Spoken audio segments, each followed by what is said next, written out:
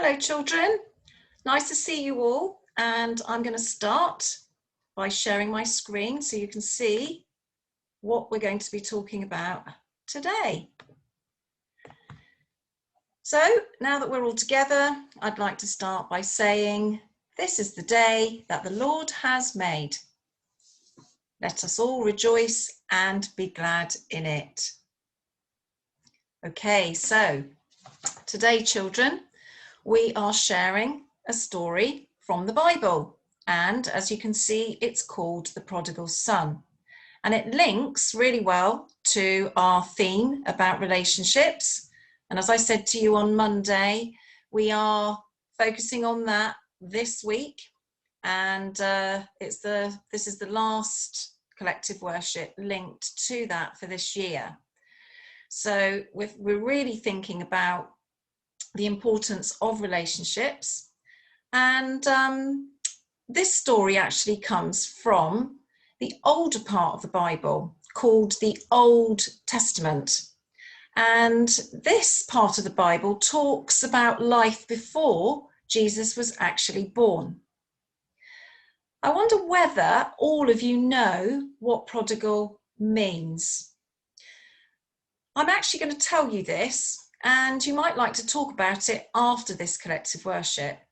But prodigal can actually be taken to mean someone who's extravagant or lavish, who likes to spend a lot of money. And in this story, it can relate to the father who actually lavished loving forgiveness on his son, which means he spent a lot of time and invested a lot of time in showing love to his son. This helps us to understand that the adults in our lives try to look after us well and teach us what we will need to know as we grow older and how to be the best we can be. And it focuses us on relationships within families. There are lots of things that we have to think about in our families, but this story will help us think about that. The Bible tells us that we should actually repay our parents' hard work by honouring them with respect, which means that within our families, we should show everyone respect, not just our mum and our dad, but our brothers, our sisters, our nannies, our granddads, aunties, uncles, everyone within our families. I'm going to share the story with you to show us how we can actually do this. Jesus told the story and said, there was once a man who had 2 sons. One day, the youngest son asked his father for his inheritance money. That's money that you get, perhaps when somebody hands something to you after they have passed. He wanted the share of his father's property. The father thought about it and then divided what he owned between the 2 sons, and he gave him everything that he would get as though he wasn't there anymore. The youngest son sold his part of the property and then left home. He moved far away and very soon had spent every single penny that his father had given him. He'd wasted all the money. Then a severe famine spread over the country. There was no food and he was left without a thing. He was so hungry and he had no place to live, he decided to get a job. He was given a job feeding pigs. He wished he could fill himself up with the bean pods the pigs were eating, but nobody gave him anything to eat. The son was very sad and very sorry for spending all his father's money. he was very sorry that he'd wasted it all as well. Back home, even his father's hired men were fed well. So the youngest son decided he was going to go back home. He was going to say sorry to his father, and he wanted to work as a servant to his father.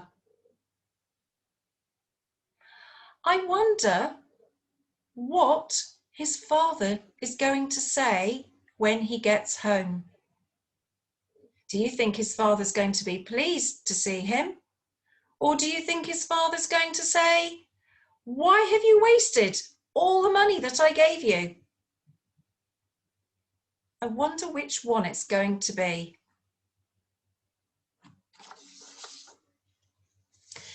He was still a long way from home when his father saw him in the distance approaching his house. When the father saw his youngest son returning, he was filled with the greatest joy he'd ever felt. And he ran to greet his son, and he hugged and showed him how much he had missed him. The father decided to dress the son in the best robe he had. He bought him some new sandals, and he put a ring on his finger. The father was so happy that his son had returned that he threw a great feast to celebrate. While the younger brother had been away, the older brother had had to work twice as hard for his father, and he hadn't spent any of his money. When he heard that his brother had returned with nothing, and so much fuss was being made for him, he felt quite angry and jealous. But the father did not want his son to be jealous and angry, and he explained, "We must celebrate and rejoice." He told his older son that because it is as if your brother had gone and left us, but he's come back, and it's like he's come back to life and been found.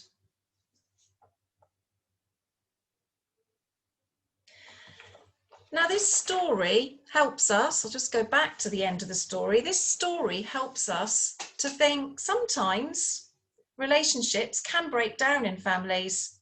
And if we don't talk to one another and explain how we're feeling, or express what's making us feel sad or even angry, terrible things can happen. Just like the younger son thought he knew better and was going to go away and spend all this money and have a wonderful time. But actually, he found out that wasn't the case. And sometimes we need to listen to what our parents advise us and guide us. Very important. So hopefully this story about the prodigal son has helped us think this morning about relationships. What makes a good relationship? And that is similar to the story we heard on Monday, which is about communicating and talking, but also showing how we care for one another. So we're going to finish this morning with a prayer. And some of you might just be thinking about things that might have happened in your family. You may be thinking, there's lots that I need to do to show respect or to help more and to understand. So you can close your eyes or put your hands together, and we're going to say, "Dear God, thank you that you love us whatever happens. Sorry that we are sometimes like the prodigal son and behave in a way that makes you sad. Please forgive us and help us to start again. Amen." Okay. Thank you for listening again today, children. And I shall look forward to seeing you hopefully before the end of the week. We have got half term coming up very, very soon. So hopefully you'll all have a lovely rest and be ready for when we come back to school for the last part of the summer term. Thank you for listening, everybody, and I'll see you all soon. Bye for now. Bye.